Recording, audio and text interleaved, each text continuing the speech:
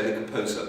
I first met the Waldegrave Quintet as a group in March this year when I asked them to come to one of the sessions I was doing at the Blackheath Music Appreciation classes. I thought it would be lovely to have a live performance of the Nielsen Wind Quintet, one of his greatest chamber pieces, and I still think perhaps the very greatest music written for wind quintet, a lovely combination. I was so astonished by the incredible performance that I immediately had this urge to write a piece for the Waldegraves.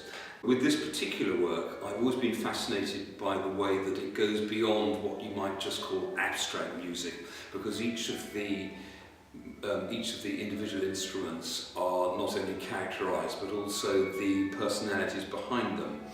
And it has a rather nice parallel with Nielsen himself. When he first heard the Copenhagen Wind Quintet playing some Mozart, he was immediately interested in writing a quintet where the actual characters of the people as well as the instruments were going to be portrayed in his quintet.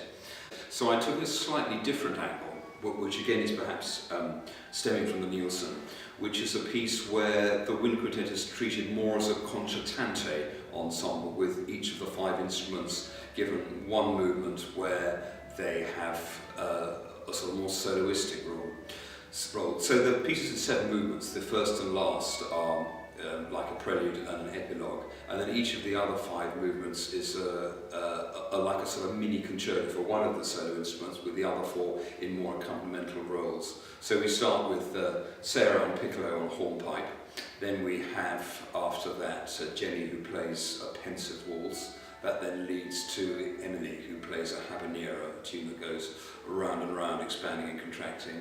That then leads to a very fast and furious tarantella for Dan on the horn, which in turn leads to a pastoral for Elliot, the clarinetist, though there's also a subsidiary solo part for the flute. And then there's a return to the opening music, which is a prelude, but that's now in the nature of an epilogue. So the piece is getting performed first in the Blackheath Concert Halls on March the 6th as part of their Sunday morning lunchtime series.